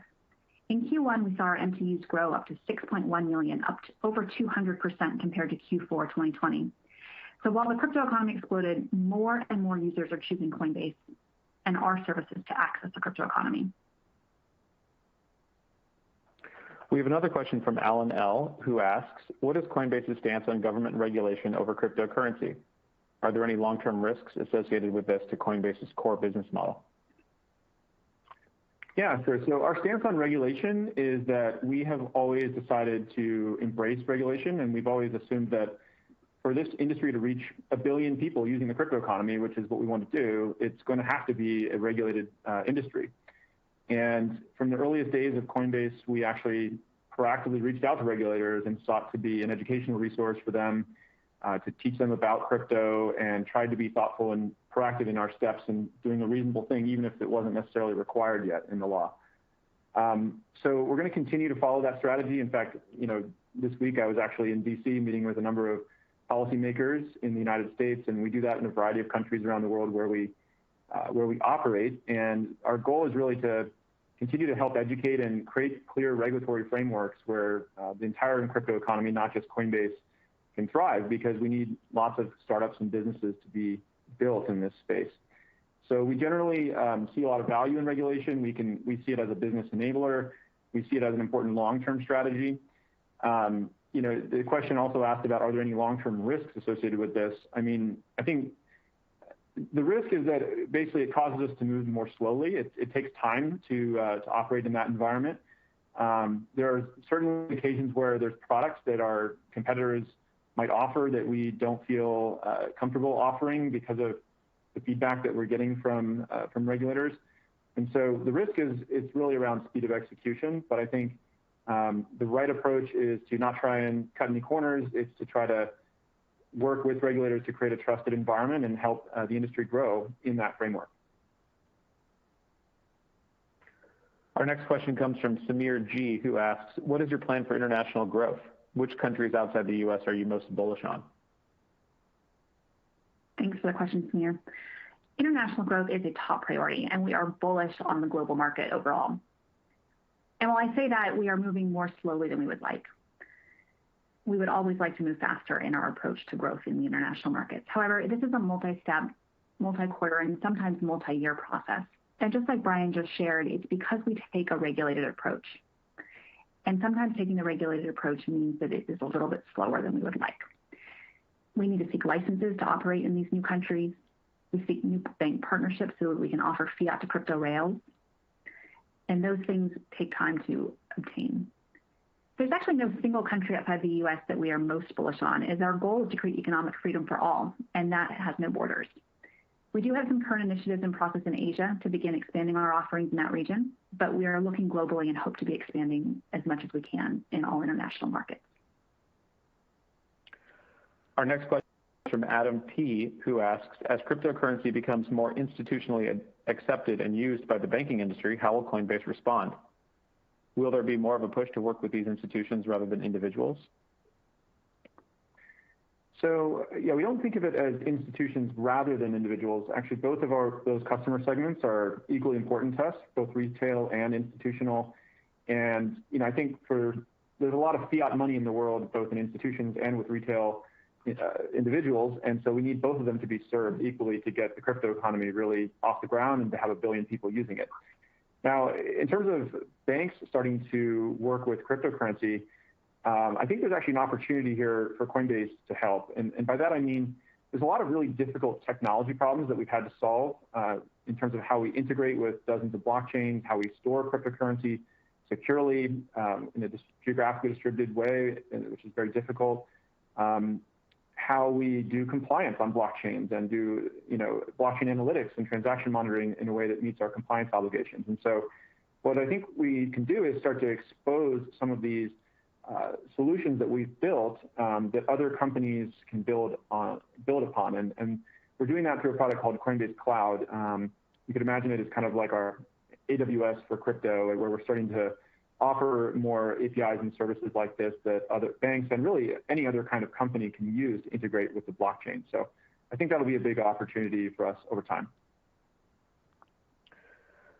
Ed M. and Nathaniel C. both asked this question. What parameters are used to qualify various coins or tokens to add to your selection, and why aren't there more choices? Additionally, how quickly can you process add debut issue coins, as new coin prices can escalate quickly such that other exchanges get a new listing advantage? Yeah, this is a great question, kind of similar to the first one about Doge in a way, where I mentioned that I think there's going to be millions of different crypto assets out there, especially as we see new assets being created for new companies being created, and there's even NFTs and individuals who are tokenizing their time, and so in a world where there's going to be millions and millions of these crypto assets out there, we get this question a lot. How are you deciding which ones to add, and how can you accelerate it? So today we use a number of factors. We look at cybersecurity around the coin to make sure that there's not going to be an issue that would cause customer loss. We also look at it from a legal point of view and a compliance point of view. There's various concerns out there about securities, for instance, and we've worked with things like the Crypto Rating Council to help create clear regulatory frameworks for this. So these are all things that we look at, but there's no doubt that we need to accelerate the process by which we review assets and we add them to the site, because we're quickly going to be in a world here where there's so many that we're not going to be able to keep up unless we accelerate that process. The last thing I'll just mention, the question also asked about debut coins. We sometimes call those day one listings. I think these are really important. In the past, we would sort of say, is this coin, has it reached some substantial scale? And then we would add it. But I think what we're going to have to do in the future is actually be first to list the number of these coins. And that's going to be really important to our business. The last thing I'll say is we did launch a product called Coinbase Asset Hub. And the goal of this is to really help asset issuers out there to get more clarity about the process of how to get listed on Coinbase. So any asset issuers can go there, submit a request, and we'll hopefully get more real-time feedback from our team about making their way through that process, and so we can demystify it, accelerate it, and we've had hundreds of asset issuers submit through there, and there's a backlog of assets that we need to get through. Our next question comes from Ryan B., who asks, I've seen significant Coinbase advertising as of late. What efforts are being put into user-based growth? What is the anticipated growth for this year? And does Coinbase expect this growth trajectory to remain constant in the coming years? Thanks, Ryan. I'm glad that you're seeing our advertising. So historically, we've spent less than 5% of revenue on sales and marketing if you look at our financial results for 2019 and 2020. And as we shared in our outlook, we're planning to make significant investments to increase our spend here, up to 12 to 15% of our net revenue. And we're beginning to see some early signs these investments are having traction, as evidenced by our update in our shareholder letter that our Q2 quarter-to-date MTU trends have been increasing from our Q1 levels. And also what we've seen in Q2 is over 2 weeks, our app has been in the top 10 free apps on iOS and Android. So we are seeing these efforts into our sales and marketing paying off. As we've shared earlier, we don't provide specific outlook on the growth. We provide scenarios about what the potential growth of our MTUs could be. And the other thing I would just note on your question of does Coin expect this growth trajectory to remain constant in the coming years? Coinbase has shared with you historically, there's a lot of volatility in our revenue as our revenue is influenced by trading volume on our platform, which in turn really reflects the overall crypto economy conditions, price of Bitcoin, crypto asset price volatility, the number of coins that are out in the market. And so consistency is not a feature of our platform. We do expect volatility, but we do think we can grow over long term and over price cycles, the MTUs and the engagement of users on our platform. Great. So Erica, we'll turn it over to questions from the analysts. At this time, I would like to remind everyone, in order to ask a question, please press star, then the number 1 on your telephone keypad. We'll pause for just a moment to compile the Q&A roster. Your first question comes from the line of Lisa Ellis with MoffettNathanson. Hey, good afternoon. Thanks for taking my question and for doing this call. Great content already covered. I wanted to ask a follow-up on the question about the, how you're, I guess, partnering potentially with some of the traditional digital wallets and retail brokerages that are beginning to offer crypto investing to their consumers. Are you finding you're engaging with these players like more as competitors or more as partners? I mean, you called out in the shareholder letter that you're seeing interest in like white label versions, I guess a sort of a Coinbase inside type of model. Kind of what's your overall strategy as we're seeing this like pretty rapid ramp of crypto capabilities at traditional brokerages? Thank you. Yeah, so I'll take a crack at it, and Alicia, feel free to jump in. I think that, as I mentioned previously on the call, there's a lot of really hard technology problems that we had to solve in building Coinbase, and it's probably not, necessarily clear from the outside what some of those are. I think integrating with these blockchains turns out to be really difficult. You need to be constantly in sync with them. They're upgrading. They're having various issues where you need to have alerts, and same with the way that we store cryptocurrency. Turns out to be an incredibly hard problem from a cybersecurity point of view, and we've gotten a number of intellectual property things in place and built a ton of infrastructure. So what we're seeing is that as a variety of companies out there begin to integrate crypto, whether they're brokerages or other fintechs or just regular companies, it could be anything at this point, or startups, they are often reaching out to us to say, hey, how can we build on top of this platform that you've built? I don't think that's going to necessarily be true with every company out there. Some of them will try to build it in-house. Some of them will try to use others in the space. But we are seeing inbound interest. And the strategy is essentially to productize these services that we've built in what we call Coinbase Cloud. And that's something that we're investing in actively and have a sales team around and things like that. Alicia, anything you want to add? No, I think that's right. I think that we're optimistic that we can help get a billion users into crypto, in part by being B2C, where we help get our own customers on our platform, but also in being B2B, where we can help other existing financial institutions offer crypto to their customers and hope that this creates a very vibrant crypto economy. Yeah, I mean, and just to add to that, it's like some of those other companies may even be competitive with Coinbase, right? And we're okay with that. We want the entire crypto economy to grow. We think that if other fintechs are offering some of these things, but it's powered by Coinbase, that's great. It's bringing more and more people into the crypto economy. And so at this stage, it's a little bit like we're just trying to grow the size of the pie, kind of like in the early days of the internet, Google wanted there to be more websites out there. So we need the whole crypto economy to grow, and offering those services can help.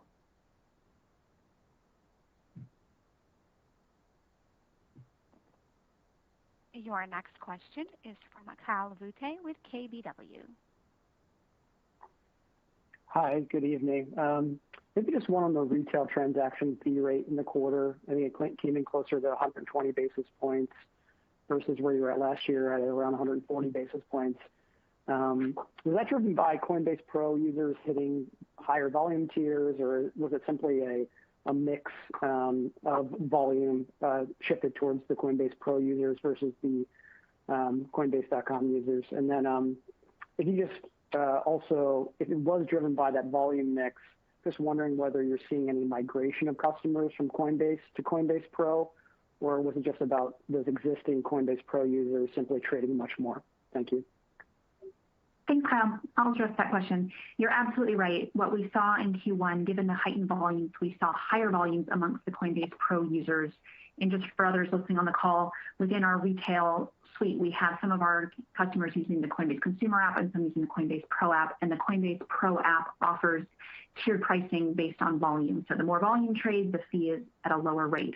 And so as those Pro users increase their volume, their weighted average fee rate came down.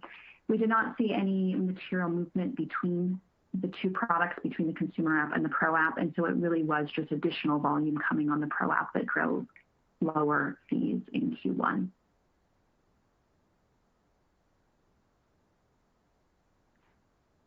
Your next question is from Kenneth Hill with Loop Capital. Great. Hey, good afternoon, everyone. I wanted to go back to that question on geographic outlook for Coinbase. Alicia, I think you said you're moving a little more slowly in other regions, just given you're taking a more regulated approach. I was hoping you could talk to maybe a little bit about maybe what countries have the most mature regulatory environment. I think about a quarter of your revenues today come from the rest of the world. And then kind of as you think about expanding outside the U.S., how do you kind of pitch the sales and marketing effort there? Maybe where your brand loyalty isn't as strong or regular safeguards aren't quite as important to customers in maybe some of those other markets. Thanks. Thanks. And Brian, maybe I'll start and please feel free to jump in. So today we offer a full suite of products and services in the U.S. and in the U.K. and in Europe. So when we disclose our rest of world stats today, most of that, 99% of that 25% that you mentioned is in the UK and Europe. And that's where we offer fiat to crypto services. We do market in those countries similar to the approach that we do in the US. We do not have significant efforts in global marketing outside of those regions at this time. And so when I was addressing the comment earlier, what we're really looking to do is expand our fiat to crypto services in more and more countries, because that's where we can provide the full suite of the Coinbase platform and the benefits that we offer to more users in more countries. And so to do that, that is what requires getting licenses, getting bank partnerships to be able to provide those fiat rails. And once we do that, we would then extend marketing in those countries and introduce the Coinbase brand. Obviously, we would need to do the proper research and localize the product offering as appropriate. But we are in the early days where we're getting the infrastructure set up to do more global expansion, and we're not yet at the point of marketing.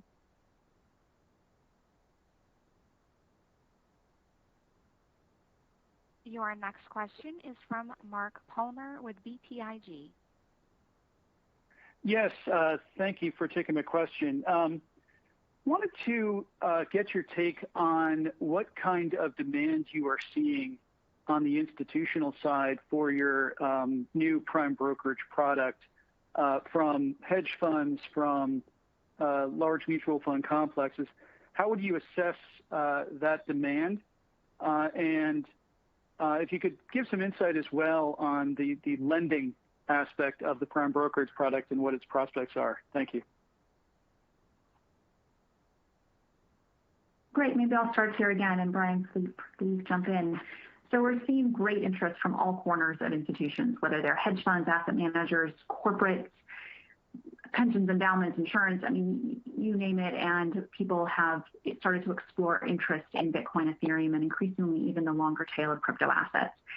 And they're coming to us and looking for our services in custody, in our liquidity pools that we provide on our exchange, and then our smart order router, which enables us to get best pricing on a number of these transactions. So incredible interest from all corners. Institutions are right now doing a lot of work on assessing these platforms, doing their due diligence, ensuring that they have trusted service providers in the space, and we are proud to say that we are winning many of those mandates and growing our customer base. Today, what we offer, as you see in our financials, is largely trading and custody. We are looking to expand our borrow lend product suite and building out the full suite of prime brokerage services that those firms would be accustomed to seeing in a traditional financial services prime broker. But the borrow lend products are very nascent at this time, and we expect to see future growth in that area. Yep. Only thing I would add is one other customer segment we're seeing interest from there is corporate treasuries as well. Thank you. Your next question is from Harishita Rawat with Bernstein.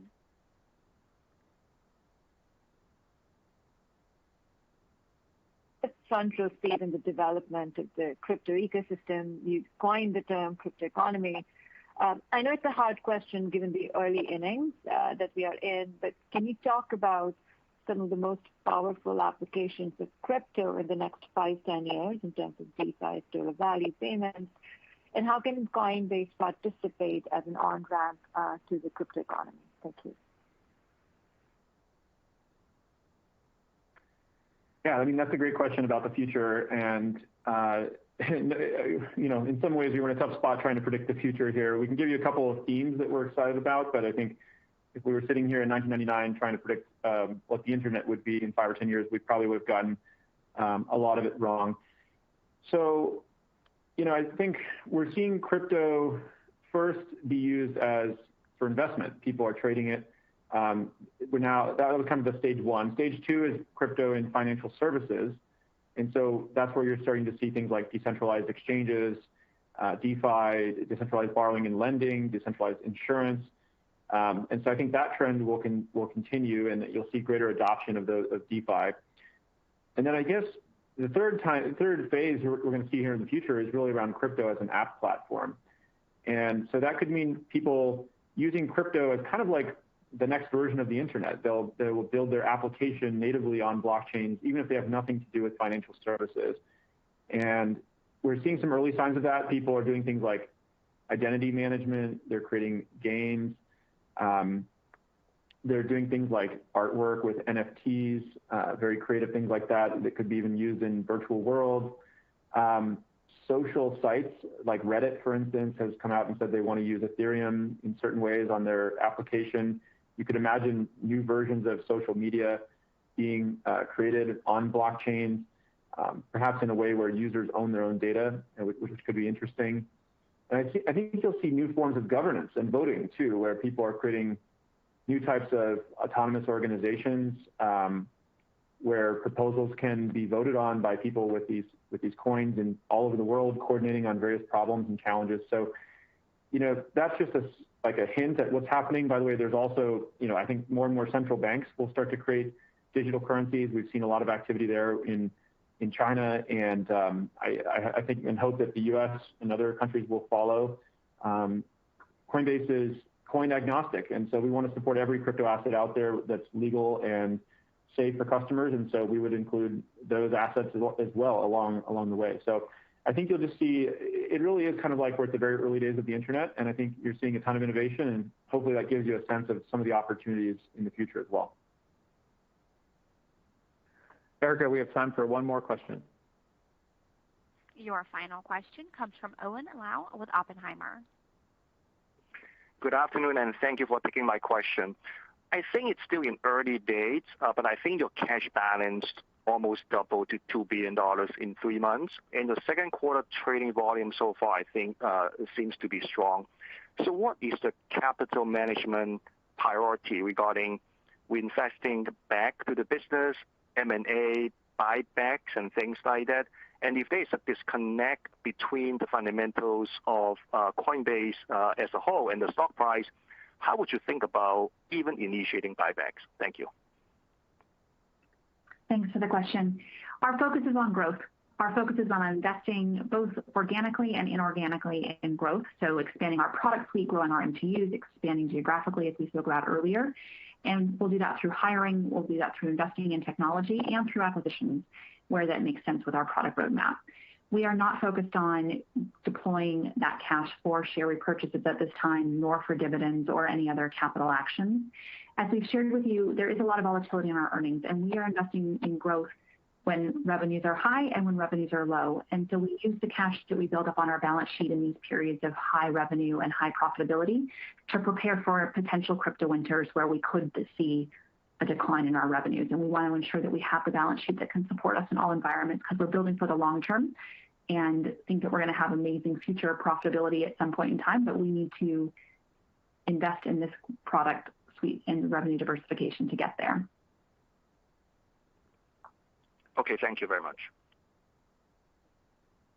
Great. Well, thank you everyone for joining us today, and we look forward to speaking with you on our next call. Thank you. This does conclude today's conference call. You may now disconnect.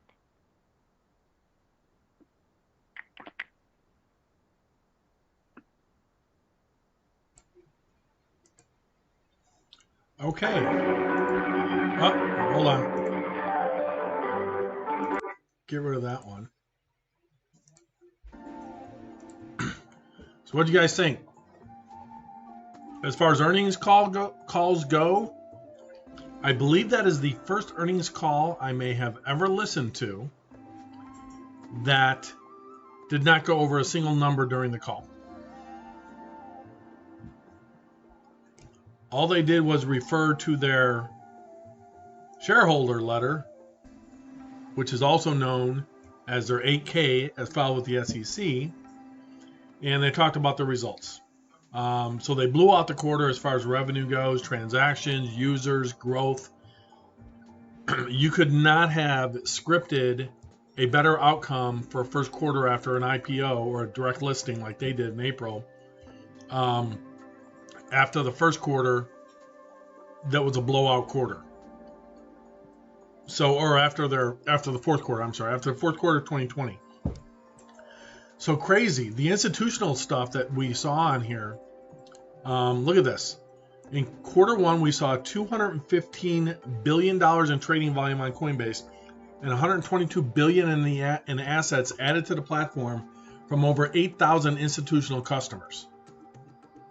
So you've got 8,000 institutional customers, which are hedge funds, mutual funds probably, ETFs, pension funds, individual states, assets, treasuries, whatever.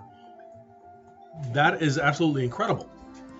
Institutions are beginning to make meaningful capital allocations into Ethereum and other crypto assets in addition to Bitcoin. That's what I was showing you on that chart as far as Bitcoin dominance, where Ethereum is now 19% dominant in the entire cryptocurrency space.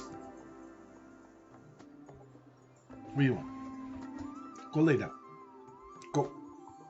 Not time yet. Go on. Not time yet. Not time yet. She's just looking at me, my dog. All right. We have grown our sales and trading teams and scaled our 24/7 client support to better meet the needs of our institutional customers. So 24/7 client support. You might want to call them in the middle of the night. Maybe then you'll be able to get a hold of them. Earn campaigns. Earn campaigns is basically where they distribute product that allows users to earn free crypto assets from learning more about cryptocurrency. So that is available on their platform. It's done as learn right here. Here we go. Crypto questions.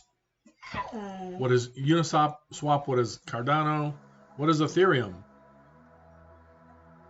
Launched 2015. So you can go there and look at all of that. What? Stop. Okay. We all know what Elon Musk said yesterday by now. That's what he tweeted. He's an idiot. He qualifies as an idiot. Put that link in the chat if you want to check that out. So I'm done with that. Let's see here. That's our AK. I don't know if there's anything else in here other than looking at, their users increased 23%, 56 million verified users. They talked about growth in international markets. Again, they're in over 100 countries right now. So that's good news as well. They expect meaningful growth driven by transaction and custody revenue based on increasing volumes of institutional onboarding. They're the go-to. They're the go-to company for pricing and institutional, and 35 million one-time expenses required to the listing. 1.3 to 1.6 billion for technology development expenses and admin expenses, salaries, etc. And augment our historically strong organic growth of customer acquisition and engagement. customer acquisition and engagement by meaningful increasing our investments in sales and marketing. So when Robinhood and Webull go under, hopefully Robinhood, maybe all those users will just hop on over to Coinbase. Let's see. What else we got here? Closing thoughts. The wind is in our sails right now and it feels good, but crypto is a young, volatile industry, and there will come a day when times are harder. This is true. We know this because we've experienced major crypto winters where financing was difficult to get, partners cut us off, and we lost large parts of our employee base. Tensions get high during these times. We've sustained by enduring and not overreacting. It's never as good as it seems. It's never as bad as it seems. Good knowledge there. We are ready for this possible future. When things get tough, we will not succumb to the pressure of quarterly earnings targets or declining stock price. We are a long-term focused company, not a short-term one. We will not make panic decisions that cost us our future. During crypto winters, we were urged to kill nascent products such as commerce. We kept those products, and they are thriving today. We will not underinvest in the business. If there's one thing we've learned from previous crypto winters, we probably underinvested during those times relative to what we could have done. We will continue to invest when others are fearful. We will not become more risk averse simply because we are a public company. What they will do: be prudent about opportunities, launching products, flexibility, bold bets, acquired Zappo or Zappo. I don't know what that is. During the last crypto winter, it was a bit of a risky bet. It also helps cement our position as a leading crypto custodian. Stay hungry and foolish. We will continue to amp up our pace of execution. We won't rest on our laurels or let our prior success ossify us or make us risk averse. We've had hard times in the past. We'll experience hard times in the future. We can't predict the future, but past cycles can help us be prepared. They serve as a reminder that volatility and uncertainty are given with the scale of the opportunity. So there you have it. Then it gets into all of their consolidated balance sheet, etc. Current assets ended December 31st, 2020 at $1 billion, now 1.9 in cash. Customer custodial funds almost doubled to $6.2 billion from 3.7. US dollar coin, that's not really important. Crypto assets held doubled, 316 billion to 651. Goodwill, I need some goodwill. Send me some goodwill. Liabilities, 6.2. So total liabilities, total stockholders' equity, crazy. Stockholders' equity, $2.3 billion. Look at that revenue, man. 1.5 billion versus 179 million for 2020. Crazy. Sales and marketing, there's some other breakdowns there. There we go. 380 adjusted, 305. Again, the expectation, the consensus estimate was at $3.05. They came in at 305. But everything else, they blew out of the water. The revenue, everything else, income. Crazy. Profitable company. Boom. How many companies do you know that go public? Tesla wasn't even profitable when they went public. Coinbase is already profitable. Look at that. Adjusted EBITDA, earnings before income taxes, depreciation. $1.117 billion versus $55 million for the preceding first quarter of last year. Attachments, I'm not going to go into those. So that's going to pretty much do it. Again, if you want to look at their earnings statement, there it is in the chat. I'm going to close that out. Yeah, go over to the Learn thing over on Coinbase. It's actually got some interesting things as far as that stuff goes. You can go back over here, and you can even go into let's see. Who is Satoshi Nakamoto? Nobody knows. The first Bitcoin was mined January 3rd, 2009.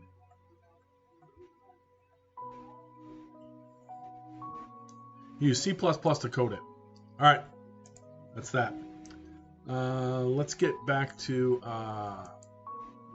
3 chart land. And let me get these back to where they were, which was NASDAQ.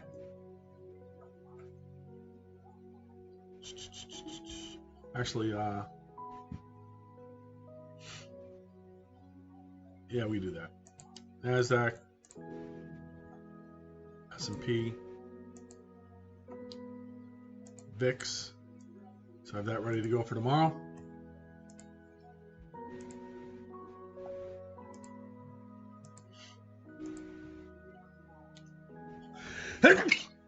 Excuse me, sorry about that. I couldn't get away from the monitor there. I got the windows open and the doors open upstairs, so it's actually pretty nice. All right, folks, that is going to do it for today.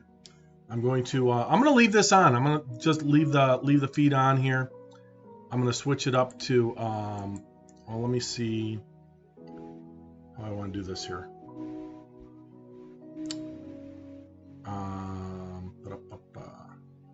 I think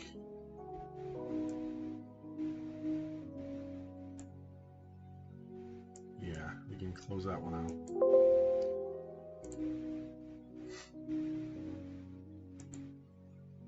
Close that. Okay. And I'm just going to let this thing run, and by doing so, I'll show you what I'm going to do here. Oops, hold on here. Yeah, I'm going to leave some cryptocurrencies up there. And thanks, Knight. Okay.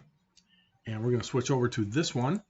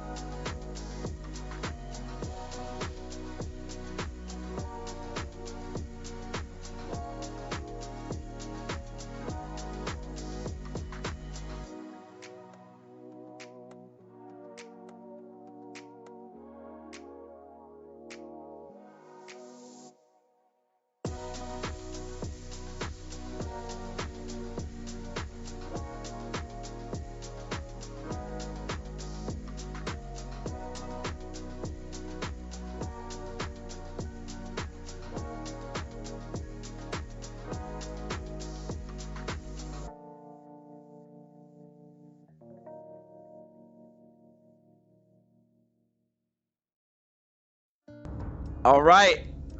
Let's see. Don't put it out of only mode yet. Captain Puffy, what do you got? 10.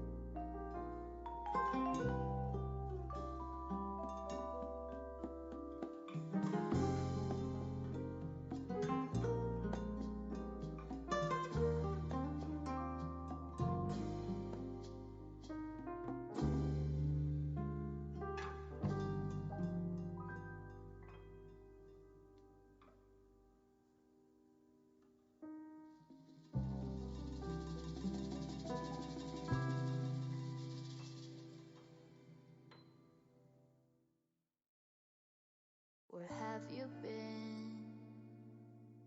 It's like I waited all my life, so happy that I found you. I'm paper thin. I haven't always been this shy, but haven't felt this in a while now.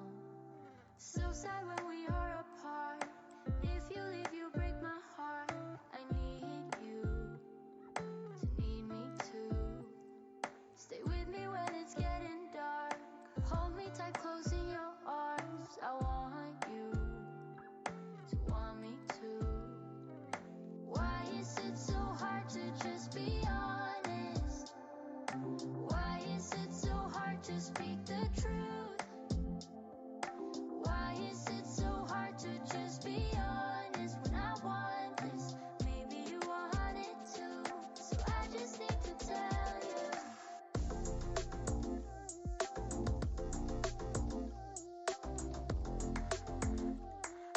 I just need to tell you.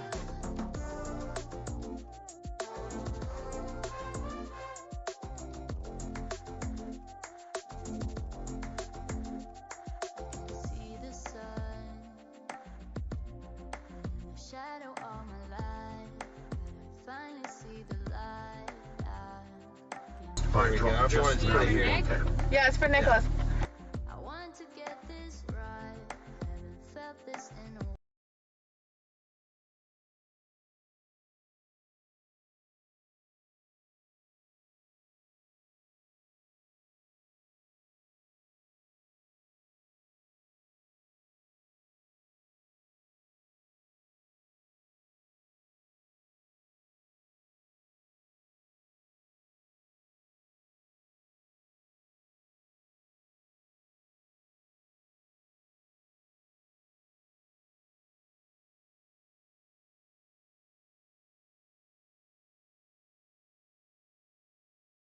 you want it too, so I just need to tell you.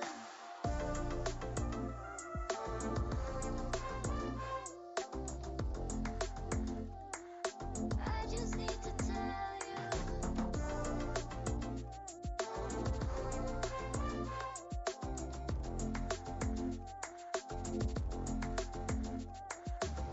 Why is it so hard to be? Why is it so hard to be honest? To be honest. Why is it so hard to be? Why is it so hard to be honest? To be honest. Why is it so hard to just be honest? Why is it so hard to speak the truth? Why is it so hard to just be honest when I want this?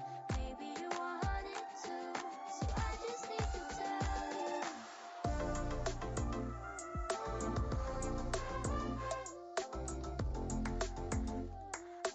I just need to tell you.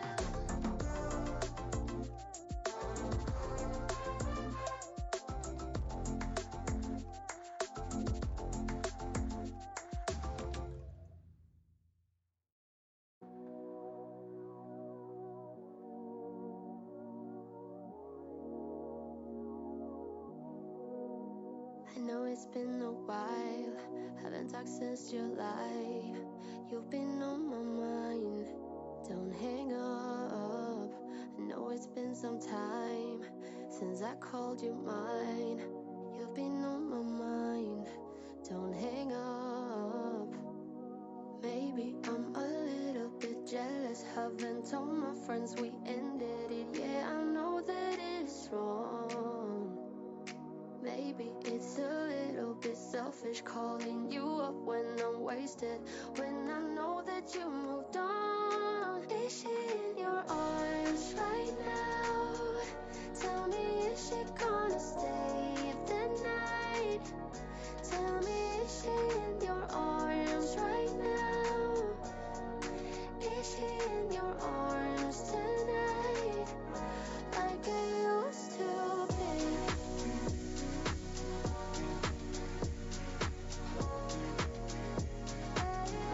Like I used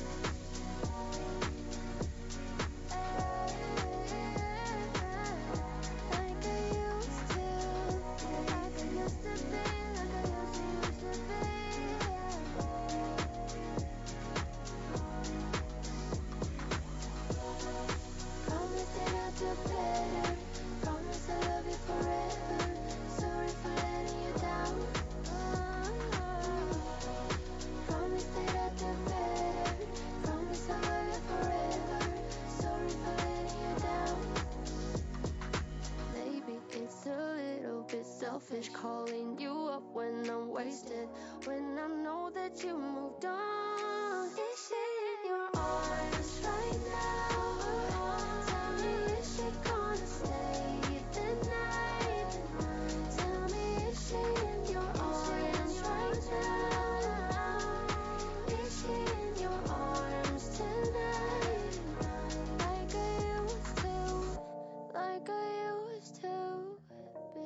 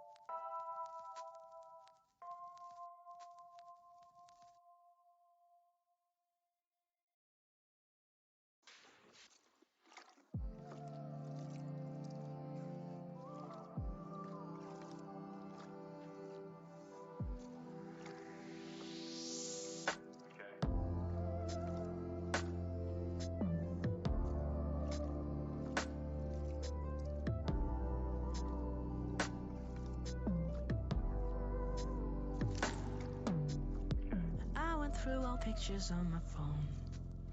Your face everywhere, thought you were gone. Sweet memories playing on and on. I'm thinking about us, I'm thinking about us. I even thought of calling you up. Then I remember why we broke up. There's no way in hell we should make up. Thinking about us, I'm thinking about us. I'm thinking maybe it could have been us. I'm lost in a fairy tale, 'cause you were just a heartbreak, nothing but a heartache. I'm stuck in a fairy tale, 'cause you were just a heartbreak, nothing but a heartache. See, I've been debating in my head if we would start dating, date again. Question is, have you changed or are you still the same? I guess I never know. I'm lost in a fairy tale, 'cause you were just a heartbreak, nothing but a heartache. I'm stuck in a fairy tale, 'cause you were just a heartbreak, nothing but a heartache. I dreamed of us kissing, felt your lips pressed against mine, and everything were just fine.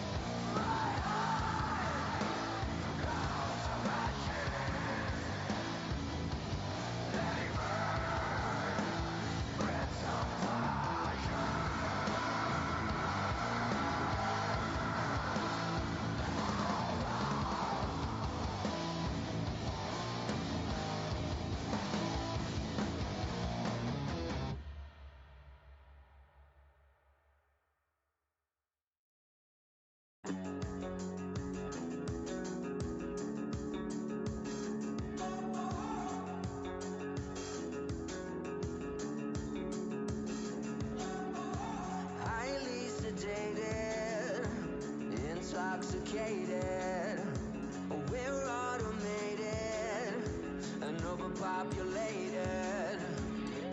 We're all fish in a stream, swimming towards a vicious dream.